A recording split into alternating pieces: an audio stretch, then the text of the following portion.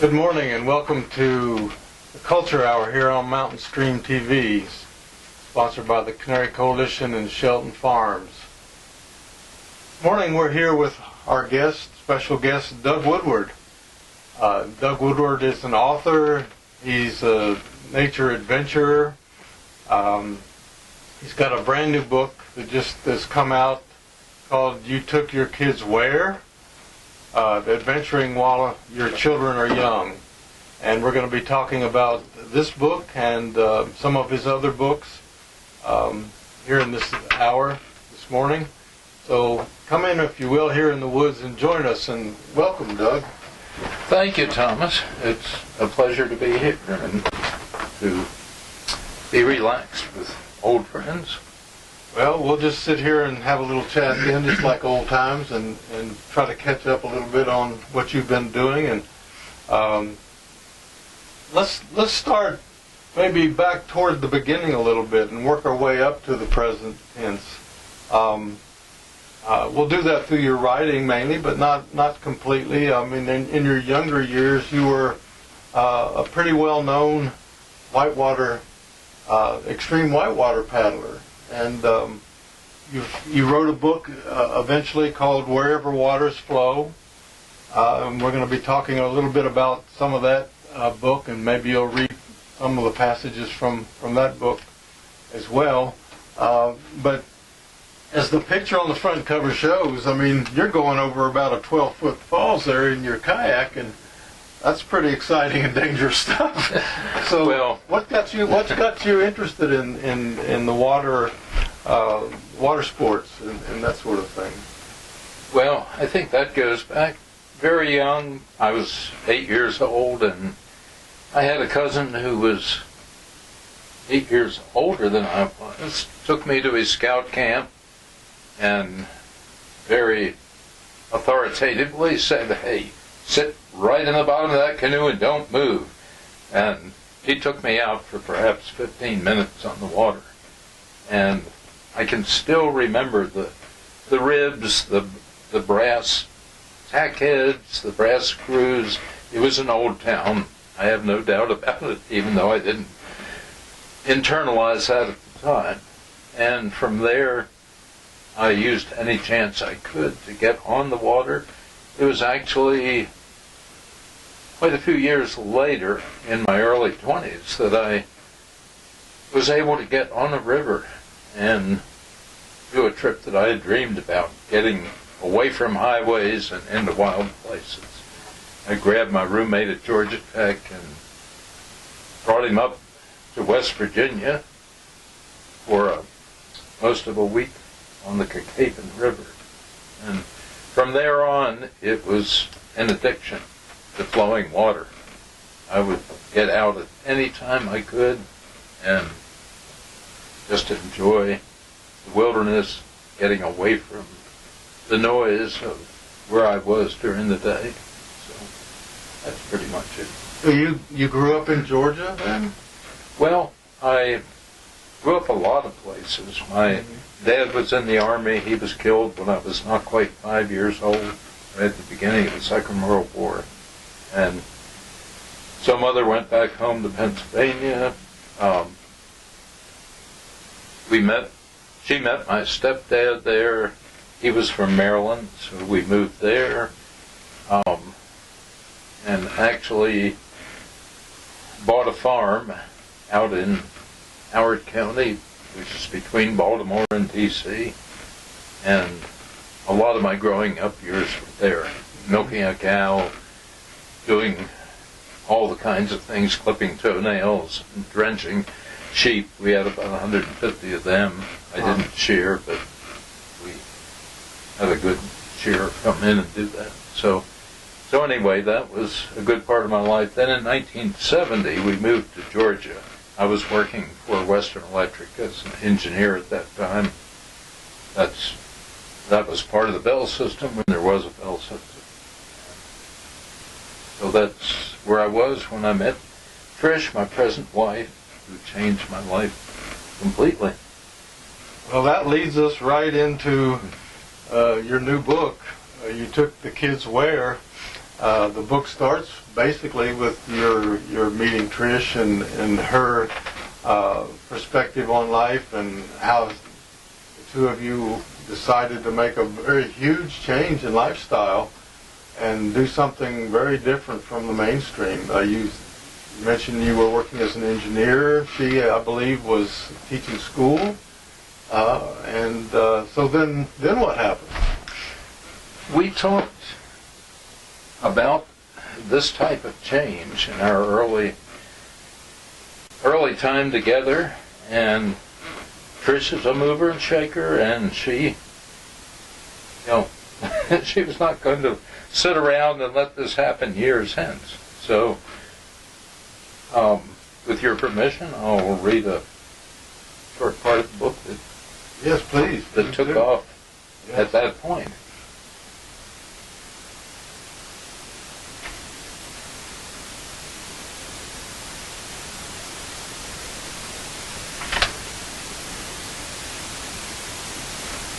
But our lives were about to undergo a more radical change. Trish was teaching at Galloway, a private school in Atlanta, and I was working as an engineer for Western Electric in Norcross, Georgia. Our outdoor excursions would almost always find us camping in the mountains of North Georgia or North Carolina. What if we didn't just go there, but actually live there? Was a question Trish loved to pose. Well, what if we did? Well, leaving my engineering work and a reliable income gave me a sinking feeling in the pit of my stomach. But Trish had no qualms whatsoever about parting with her teaching job. You've always told me that time is worth so much more than money. Now's our chance to find out.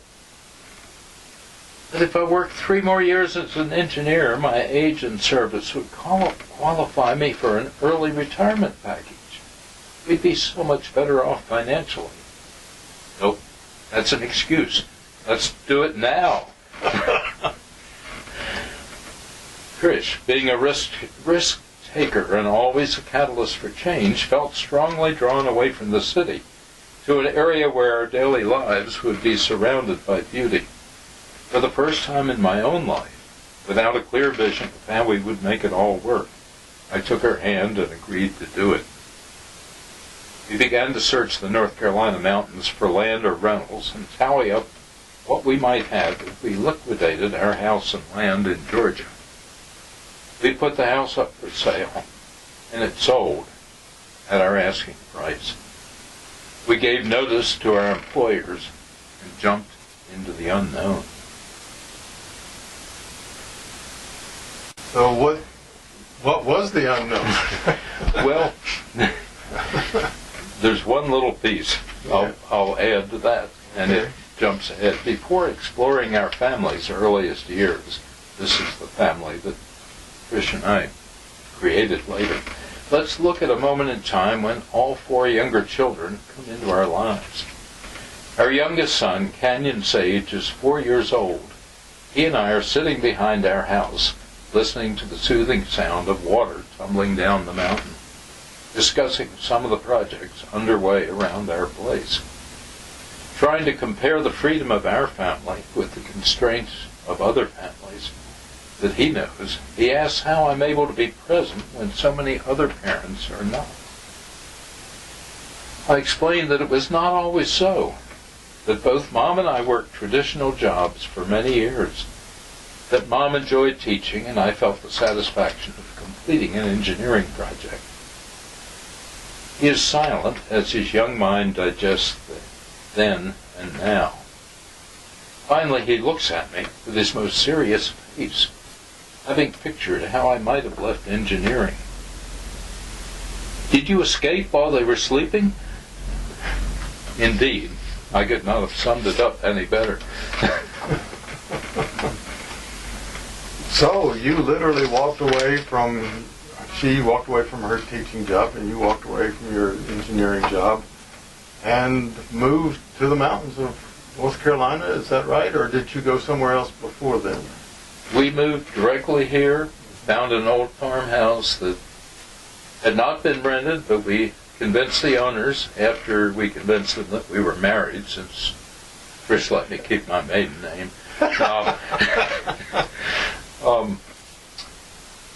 Convinced him to rent it for $200 a month, and so it was cold and drafty, and we had two of the coldest winters on record in 82 to 83 and 83 to 84. And anyway, that's where we came. Right, so your book, you took the kids where is not only about adventure travel and rearing children kind of out of the ordinary. I know you did a lot of homeschooling, and we'll get to that in a second, but it's also a book about self-sufficiency. It's about how a family survives in a very rural environment, on a very meager income, but lives well. You can live well within the confines of that situation. So what's the storyline as it progresses? I know you're living over in Macon County now, and that's where you've been for many, many years. So tell us a little bit about how you created the world where you basically raised your children. We were extremely careful, and in that I mean we recorded every dollar spent and kept a very strict budget, and we knew we had to do this to extend our lives there for any amount of time. And later on some things happened that helped us out financially, but at the beginning we had no knowledge of this. There was no indication that anything would help, and we had to leap into the unknown, essentially, if we were going to test our theory of the value of time over money. So the first years were very lean and hard. Autumn, who was our oldest, was born in the farmhouse, and we built our own home, literally, and that's a whole story that is in the book, but I won't take up time now with how we did build the home that we're in at present, and built it without a mortgage. So, in brief, that's how we've reached this point at 35 years later, and we're still surviving. But okay, then you've got a place to live. You've built your house, and you're living there in the woods in Macon County. But both you and Trish are bitten by the travel bug. You love to travel. You love the wilderness. You like to explore. So not only do you and Trish take trips, but you take the whole family with you. So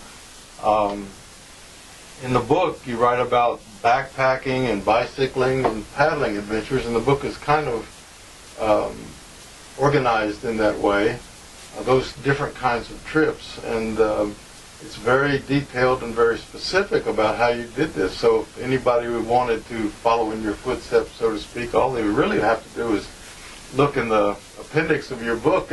They would know what to take and how to do it and what to look out for. So what was the first trip that you did that you took the family on that was really one of these adventure trips of yours? I tried to start very young, with Autumn less than 2 years old, and of course she was our only child at that time. And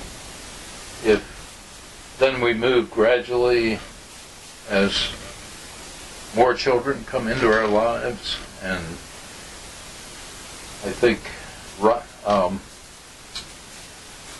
Riding a Westward Wind is a chapter with all four, where we do several different things on that trip, and we spend a couple of months traveling through the West. We're doing river trips, we're doing bicycling, were doing backpacking, and all of those appear in that chapter. And I think we tried to look at the way we could afford travel. We did, as we were a little better off, we started going out of the country, but still on a shoestring. Trish was extremely good. She was better than a travel agent at that point. And this was back when travel agents were a big thing, before you could look at the internet and decide that this was the best option. So we would get a very reasonable fare to Peru or to Guatemala, and make that our big trip of the year. And of course we would camp, we would ride chicken buses, we would do whatever we had to make the trip as economical as possible. And in doing this, we found we were so much closer to people there. On some trips we would actually live with the family, as we did with some of the Mayans in Guatemala. But at a campground, for instance, there might be a crowd of kids around our tents in the morning, waiting for us to appear and try out their English, to see what our kids look like, and to invite them to kick a soccer ball with them. And the same with bicycling. Often you would get an offer, you need a place to camp for the night. And we would make new friends that way. Yes, I just wanted to take a second to read a paragraph that I've written a review of your book. It hasn't appeared yet, but I'm in the process of writing a review. I was so overwhelmed by the book in so many ways. But I start off my review by saying, after reading Doug Woodward's book, You Took the Kids Where? And as I write these words, it's still officially summer. Despite its somewhat deceptive title, this book is not about how I spent my summer vacation, or even your usual travel memoir. With a foreword by legendary alternative medical doctor and cultural icon Patch Adams, this book explores new territory in terms of family relationships and outdoor adventure. Woodward has always had a penchant for taking risks and breaking new ground, and like his well-documented extreme whitewater history and notoriety, this history of his family's travels through the years falls right in line with that storyline. In short, this book reads like high-adventure fiction, only this is not fiction, this is a memoir. And so, and I go on to talk about the various sections of the book and some of the trips that you took. One of the things that I was really fascinated by, and what I did when I first picked up the book, is I just kind of flipped through it, and I realized there are dozens of color photographs in this book, and they're all aligned with the chapters where you're writing about various places and various events. Various peoples and cultures. I mean, literally, you could almost read this book as a flip book without reading a word because the pictures are so telling and so appropriate. So that's what our audience has to look forward to begin with. And then I was struck by your memory, your great memory for detail. Not only remembering names of rivers and places, but remembering names of people and different details of experiences that you had in these various places. And you literally have traveled the world. I mean, we're talking about Asia and South America and Canada and everything, all points in between. So maybe jump in here and tell us about one of your trips that is memorable to you. Maybe read something or tell us about one of your trips and how it all went for you. Okay, let's take a look at Peru. This was back in the earlier years of the family. We did have all 4 children at that point. I'll read just a bit from the last part of that chapter. We are an American family in Peru, and though in our month here we have experienced what it is to miss meals and sleep on a concrete floor, we haven't really lived it. We know that in our pockets is the cash that can fill our stomachs with a good meal and the ticket that will take us safely home. Although we are not considered wealthy in the United States, we are aware that our annual income is probably 15 times that of the Peruvian who considers himself well off. Tonight we are still in Morez, near enough to the end of our trip that we know we can afford to eat in a restaurant. In fact, even with our family of 6, there is food left over. We ask the restaurant folks to wrap it to go. On the street, it is pouring rain, and folks quickly scoot from the shelter of one doorway or overhang to another. The night is chilly, but our high-tech rain gear and warm layers keep us snug and warm. Our eyes sweep the street, alive with dancing puddles. There are many possibilities. We decide on a group of 3 small children huddled against the wall on the opposite sidewalk. In a matter of seconds, we are there. One of the children, a girl of 6 or 7, starts to ask if we would like to buy a piece of candy or give a few centimos. We're not sure which. For a moment, her expression remains blank as we hand her half a pizza and a bowl of fettuccine, still covered with wrapping. Then a light comes to her eyes that we will remember all our lives as she discovers the food and rushes to show her 2 friends. By the time we've recrossed the street, the rare treat is already being devoured. But there are tears in our eyes as we know there are hundreds of others on the street whose night will be no different, and that there will be hundreds of other nights for those same children, when no one will buy and no one will give, no one will care. But for one brief moment, light has shone through the rain, and we and the children have touched. They have taught us one more lesson in love, and it is for this that we are here. I love that section there in the book. I just read that one last night, and it really resonated with me because I've been to Peru as well, and I was very interested in your take. I didn't go with a family. I went with my partner, Ann Watkins at the time, but some of the experiences you had and the places you went, I've been there and seen and done some of that, and it's a fascinating country. It's a fascinating people, and there's one little piece of that chapter on Peru that I'd like you to read as well. It's right here on page 109. This kind of ends a little segment after you've had a long, day-long hike. Starting here, these 2 paragraphs. You could just read those for us. When we finished a day-long, breathtaking hike along a glacier-fed creek, we flag a downhill truck, but we're late. Afternoon thunderstorms followed by hail have overtaken us. Everyone is grateful as the canvas cover is drawn over the back. Could we live this way every day? Would we miss our personal vehicle and our high-speed highways? Of course. But we could live this life too, you know. And we would find that in its simplicity, the gifts of love, the kindness, the happiness would be much more recognizable. Yeah, I like these passages and thoughts that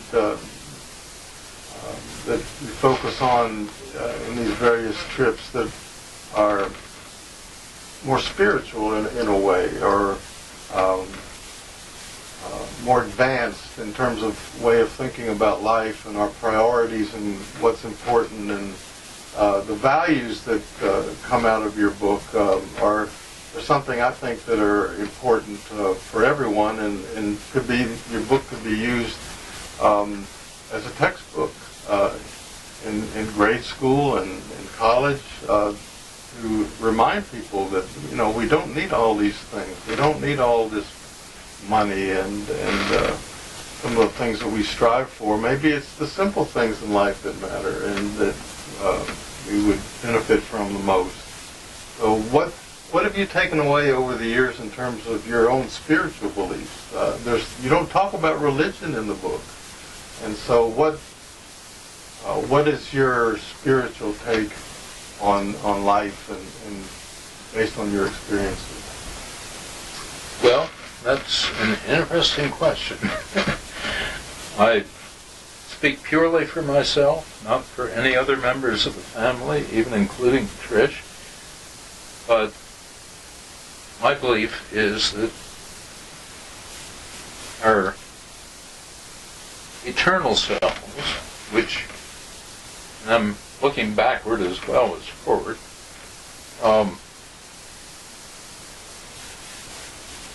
exist in another realm when we choose to come into this life.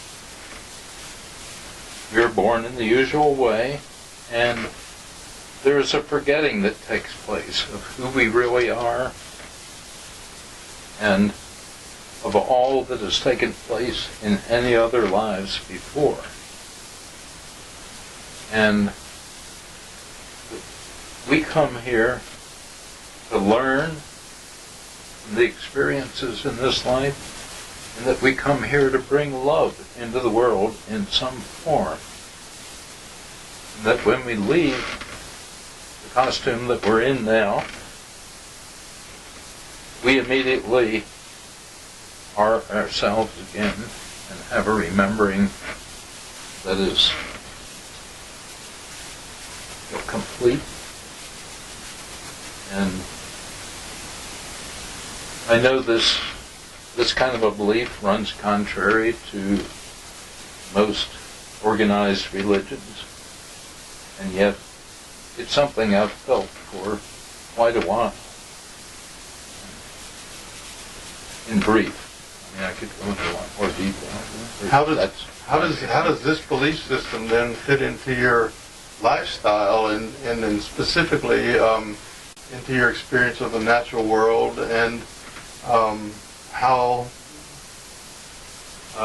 reverence or priorities fit into your life in terms of your adventures relating to the environment? I know that you and your wife and children are very active, and so how does the environmental picture and the idea of activism fit into your belief system? I think there's a sacredness in all living things and in our environment. And we who realize that, and I don't mean that to sound in any way elitist, but we have a responsibility then to protect what we have. Not only the beauty and the awe that it gives us inside, but the very fact that without a natural environment and the animals that inhabit it, and the plants that grow and the air that we breathe, we would not be able to exist on this planet. There's an importance in that, and that's what I try to impart. Trish and I both try to impart that to our children, perhaps in subtle ways, perhaps more directly. There was something you said a little bit earlier that caught my attention. Our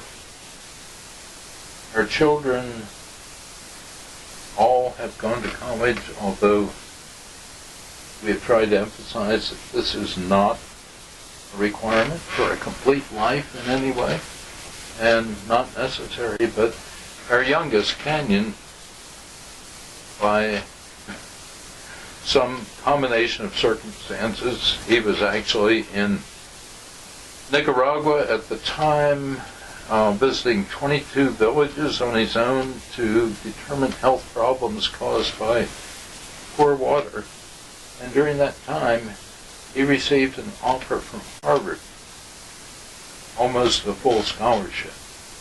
And I'll skip ahead. After his graduation, he and very good friend Vince and Camilla were spending time in Argentina climbing. And Vince, after he graduated from Harvard, took a job on Wall Street, very much in the tradition of what you would feel a Harvard graduate would do. And through his time with Canyon, in this period from graduation to the present, he discovered some other things in his life which really changed him, particularly the time they spent in Argentina, out in the wilds. And he wrote me a note after reading Wherever Waters Flow about an epiphany he had walking down the street in New York and realizing what meant the most to him. And it was not his Wall Street job. Right, so reading your book, I see that all your kids really are involved in activism in one way or another. I mean, they're not afraid to speak out and express their opinions about things they don't feel that are quite right. And I know that you and Trish are very active over in Macon County, where you live. What are some of the issues that you've been working on the last few years over there that you've been involved in terms of the environment in particular? I would say the Needmore Road is one of the large ones. There's a 3.5-mile stretch of beautiful gravel road along the river, and it connects the Nantahala community eventually as you go past the Nantahala Outdoor Center with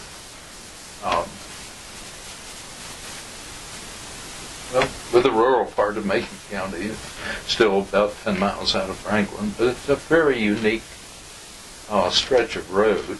And Forrest, who is the oldest of the 3 boys that Trish and I have, became actually a very well-known photographer at this point. And his first photographic experience was on the Needmore Road when he was 11. We went out, shot black and white, came back to our home-built darkroom, and worked with images there. And I think the photography letters that he and his siblings wrote to the governor, they actually got a personal reply at one point, rather than a form letter. And these have had an impact. If the schedule had gone as we originally saw it, by 1995 there would have been a new, completely paved road which would have destroyed so much beauty that so many people, from fishermen and hunters to tourists that come from other areas, enjoy. And this is still the same road that it was back in the early 90s when we saw what was going to happen. And a lot of people have been involved in this. Bill McCarney was an aquatic biologist, very active in this area, and he gave a good analysis of what would happen if some of the Anakista rock, which is essentially a hot rock and radioactive rock, were disturbed in this area, and the aquatic life that would be lost. Anyway, I'm digressing, but the Needmore Road is very dear to our hearts, not far from where we live, and is a project that still requires vigilance. And so there's a lesson there in maybe working locally. We look at all the problems that our country is going through at the moment, and we think, oh, Lord, what can I do as one person to help, resolve some of these issues and problems? But maybe what we need to be doing is literally looking at our need more roads around where we live and working locally one step at a time, improving things as they are instead of trying to solve the country's problems all by ourselves. Is that maybe a kind of philosophy that you've taken over the years, or? I think that's quite true. There are always projects close to home, close to your heart in that way. And, there are opportunities now and then, but they are, like you say, they're not everyday opportunities. Canyon was able to help organize a global water conference at Harvard when he was there. And, this is not an opportunity that most of us have. So, and, you're right, the everyday opportunities are the ones that you need to seize. So, growing locally and living locally is a good way to go. So, last night I was reading in the book, I was reading about the Alaskan adventure, the paddling trip that you took up in Alaska, and that was a pretty exciting adventure with some real risks involved. I mean, can you tell us a little bit about that? And maybe if you've got a passage you want to read from, talking about being on the edge. You've been there and done that. I can do that. Let me take a look at. This is the end of a 16-day river trip that my two older children, Cricket and David, and I took back in 1978. And originally we thought a good friend of mine would be going with us who works in Alaska with construction. But about the time that we had everything in place to go, he said, Doug, I just can't make it. I've got a job out on the Aleutians that can't be passed up. So the three of us went. We got flown in a small Cessna that was barely able to land on a gravel bar near the headwaters of the Noatak River. We were in a rainstorm. It made 3 passes before it finally decided to set down on the gravel. And anyway, the trip was full of solitude and full of feelings that are so hard to describe. But let me read just the piece at the end of the trip. We've done 420 or 410 river miles at that point. We've got 10 more miles of river and then 10 miles of open ocean as we cross to the little town of Kotzebue. Backs ache, arms ache, butts ache. We've been churning against the wind for 11 hours, the last hour and a half alongside Canuck Island, the final piece of the Noatak Delta. The temptation to stop and camp is overwhelming. At 10 p.m. we slide past the downstream tip of Canuck with only a huge question mark ahead of us. 10 miles of open ocean, black night, exhausted bodies. Are we being smart or stupid to leave all land behind and commit to a crossing at this late hour? A spectacular sunset, like embers of fire stretched across the sky, has been underway to our right for almost an hour. The lights of Kotzebue twinkle on the horizon, barely visible. But the ocean is like a mirror. Not a breath of wind stirs.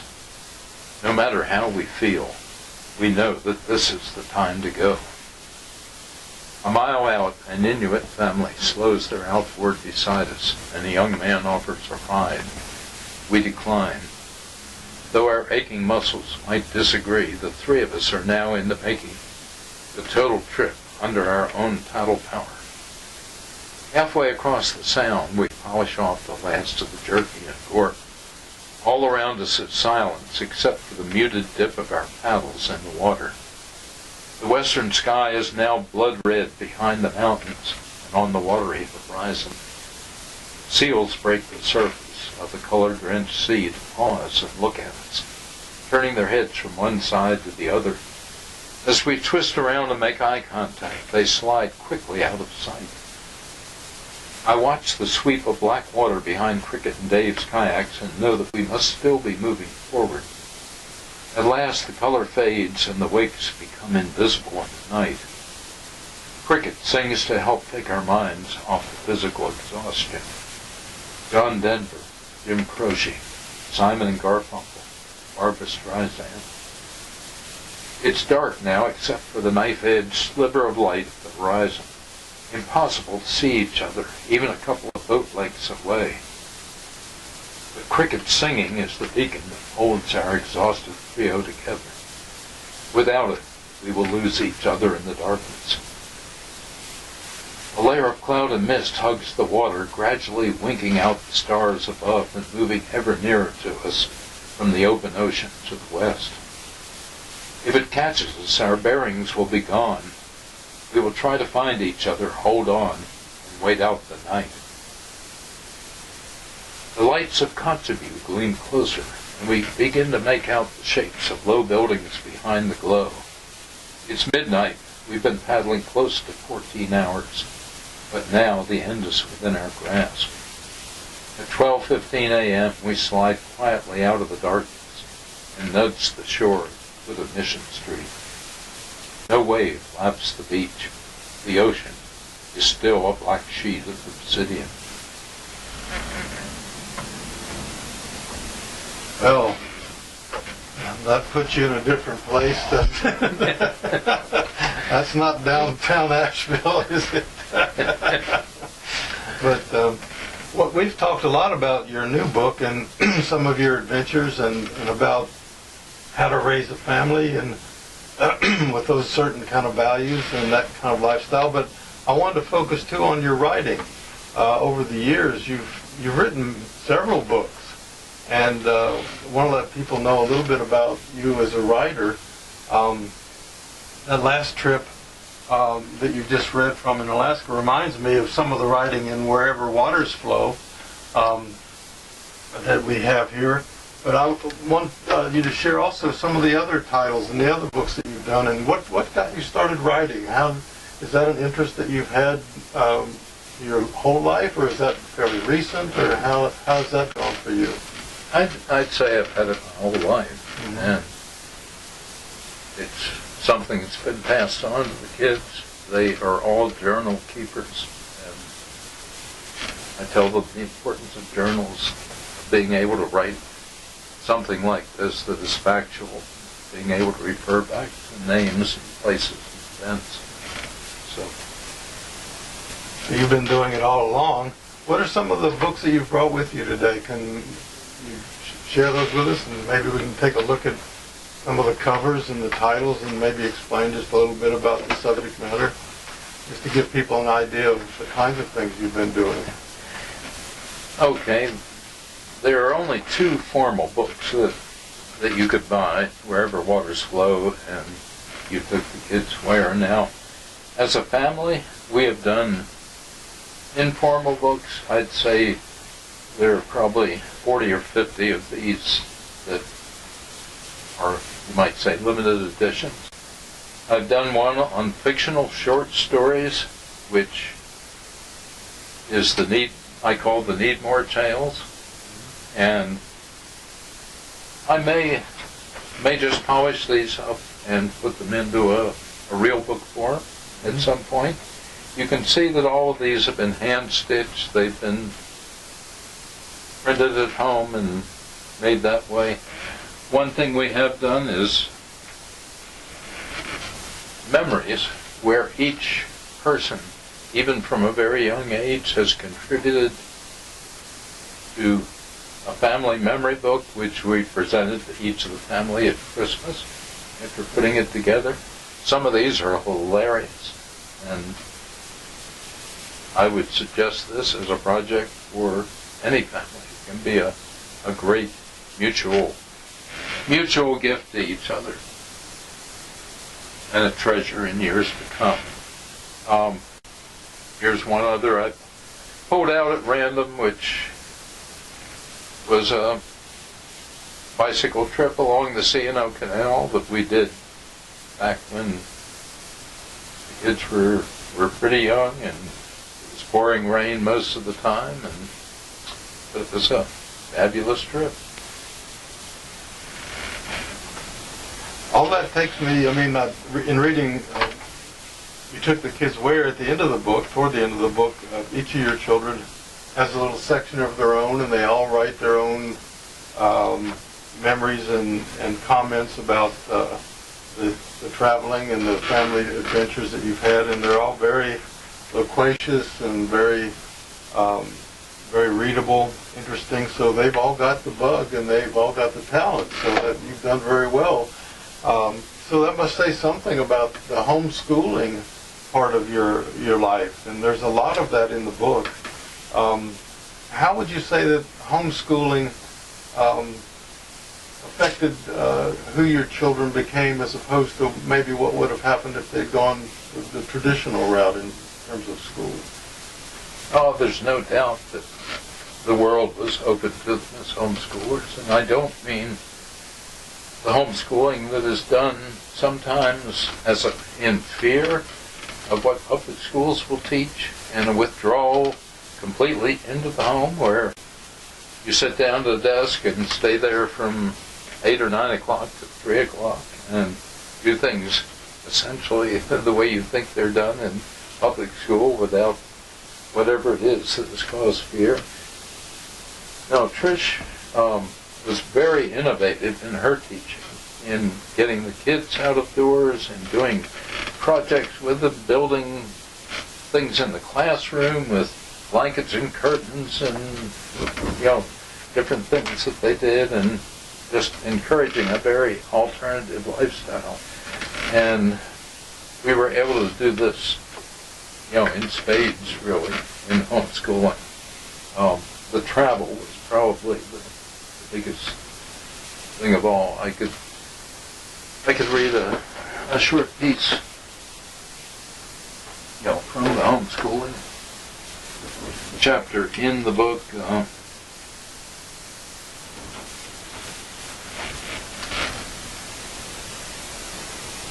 It explains this probably a little bit better. And just how, even as homeschoolers, do you handle all that time away from home and the kids missing their studies, you might ask. When we venture into cultures different from our own, do our children take school books with them? Rarely, and not really necessary. The interaction with new friends and the exposure to different ways of life has been their, and our, primary learning experience.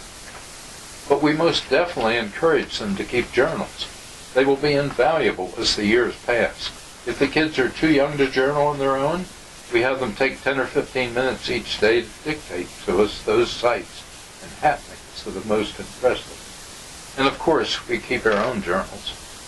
Those that we meet always want to see what our lives are like. A small book with photos showing our home, chores, fun activities, pets, favorite places nearby, and more transcends language barriers and creates a bond with those whose lives we've entered. Above all, we try to remember that we are there to learn and be a part of the experience we are observing. If we isolate our family in an expensive hotel or behind the tinted windows of a fancy automobile, we would not experience the friendships and lessons for which we came. Initially, we spent time in several English-speaking countries. However, most of our journeys have been to countries south of the United States: Guatemala, Peru, Chile, Costa Rica, Panama, Mexico, though India and Nepal have given us much as well. We have always refused to call the poorer countries, in material wealth only, by the commonly used elitist terms. One of the major lessons that we all learn from time spent there is that the majority of the world labors much harder than we do in the U.S. for a tiny fraction of the return. Yet, for all this material poverty, there is a richness of spirit that reaches out to others, and most are ready to share the little that they have with their guests. When visiting neighbors in countries with a simpler lifestyle, we live when possible with the family, eating what they eat and sleeping under the same thatched or tin roof, and of course paying our own way so that we're not a burden to their marginal lifestyle. If we change locations, we'll ride the chicken buses, ancient retired U.S. school buses, so named for the baskets of chickens often secured to the roof. We might use a squat hole or a toilet without a seat, and if there's a sewerage system at all, it is not designed to handle toilet paper. That goes into the wastebasket. That is, if you brought paper of your own. And what kind of an image will your family project as you make new friends? Though these friends will want to know what your life is like back home, it's not necessary to bring it all along with you. Traveling simply with a single backpack can provide your personal necessities, yet tells the world you're a savvy traveler, as well as counteracting the wealthy American tourist image.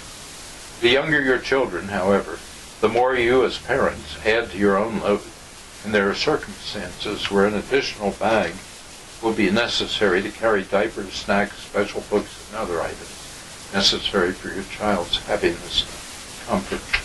The days spent ensuring the lives of those who at first appear so different from ourselves have been some of the most meaningful educational experiences of our children's lives. And there is little doubt the same is true for us as parents. As Wade Davis has so eloquently said, the world in which you were born is just one model of reality. Other cultures are not failed attempts at being you. They are unique manifestations of the human spirit. Well, that's profound, if not encouraging. You say in the chapter, what about schooling? There's just one little partial line that sums it all up a little bit. It's growing up with the opportunity to explore and observe. And I think you've done that with your family in spades, and you and Trish are to be congratulated, and your kids are the proof of that. I mean, it's not a head trip on your part. It's really the proof is in the pudding, and you look at the lives that your kids are living and what they're doing and their values, and it's exciting, very exciting. I mean, they're doing some exciting stuff right along the lines of what you write about here in the book. And so, but let's get back to your own writing here at the end. I want to let people know about Wherever Waters Flow, and this too is an exciting book. This is daredevil action. This is an action film all in itself, and it too is a book that's replete with pictures, many photographs of all the whitewater kayaking and river travels that you've been on over the years. So maybe you can find something there in the book to read to us, to give us an example of these years and this part of your life. Okay, this may fit into the time we have left. Cricket, Dave, and Trish and I are on a trip that went wrong for a while. In the end, things turned out better, but let me read a few words from some of the most hair-raising moments.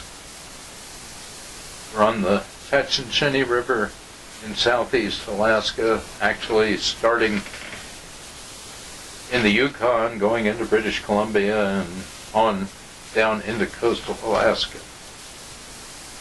The rest of the route I had seen from the cliff still looks runnable from river level. I motioned for Trish to start, Heeling into the current again, I head for the turn. I'm thinking that if I can find another eddy below the bend, I'll stop and get set with the throw line, in case anyone has trouble. Now I'm into the curve, and the waves and holes are much bigger than I had guessed. Unavoidable. Too many of them. One look at the part of the river I couldn't see before, and I know it's all over. Our normal kayaks, lightweight and fully decked, could make it, but not what we're in now. A wave breaks over my head, and water floods into the boat around my waist. Shake water out of my eyes, draw to the right. Another wave hits, another, and another. I feel the boat go under. I'm still in the cockpit, but the river is swirling around my ribs. If only I can somehow jam the swamp boat into the shore before it approaches on a rock. This is not to be. I'm in river center, too far from either side. A van-sized hole suddenly stands the kayak on end, and I'm swimming in the 46-degree water. I know the others can't see me now and will follow. That's the worst thought. I'm about to put 3 other people into the same mess, and I'm powerless to help them. Then I see the tree protruding 30 feet into the river from the right bank, the trunk just on the surface, angry currents swirling through the submerged branches. Boaters know it as a strainer, a death trap. The faces of friends, competent boaters that have drowned that way, flashed through my mind. Bob Goki, Julie Wilson, Walt Blackadar, Lisa Seebacher. Stay where I am and I'll go safely by the end of the log, but into even worse rapids. There's an eddy just upstream of the log, a slim chance. If I miss, I'll be in the strainer. Kick, pull, stroke, repeat. But the current is far too strong to allow a swimming escape. I can see that I'm going to be swept right into the tree. Can't let myself go underneath. Shove the boat away, reverse the usual rule, get my head and arms downstream. I'm there. Grab the trunk and pull up. Crunch, the log hits me in the lower ribs like a blocking lineman. Suction on my legs is terrific. There will only be strength for one try. I've got to find a way to raise my body a few inches. My left toe finds a branch. Push with the foot. Press up slowly. Don't slip. As my hands desperately cling to the slippery trunk, my body weight moves over my arms with agonizing slowness. Suddenly I'm up. Hardly 30 seconds, but an exhausting effort. No time to think of that. Trish should have been here by now. Was she swept past while I struggled in the tree? And what of Cricket and Dave? Now a kayak appears upside down. A wave tosses it, and I catch a glimpse of the red deck. Cricket's boat. A yellow life jacket and small face appear in the wave 10 feet to the side. She's clear of the kayak, but heading straight for the log.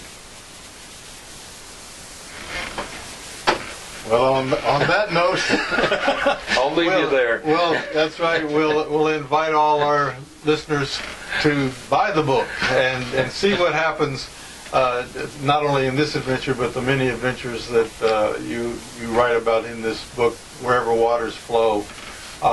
And also want to encourage you to get the book you took the kids where. Both books published by Headwaters Press, and where and how can people buy these books and find these books?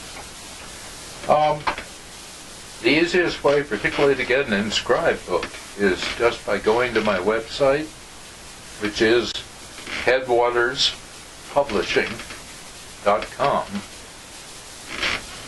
And I know that you're going to be giving a reading here in Silva on September 22nd, so I'd like to invite all our listeners to come and experience firsthand Doug Woodward, and he'll be talking about You Took the Kids Where, and he'll be reading and selling books, and at City Lights Books in Silva, North Carolina. That'll be in the evening, so I believe that's a Friday night, probably 6:30.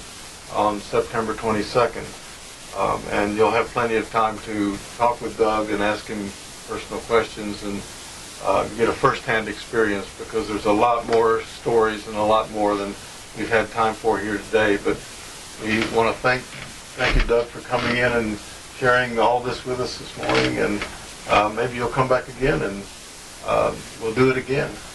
Well, thanks, Thomas. I appreciate your getting me to come in here, and it's been a pleasure. So thank you all for tuning in, and please join us again next time on Culture Hour here on Mountain Stream TV. And if you want to hear this conversation again, you can go to the website at mountainstream.tv. Go to Culture Hour, click on Archives, and all the listings of previous shows will be listed there, and you can take your choice and watch any interview and any show that you would like. So join us again here in the woods next time. Until then, we'll see you and have a good day.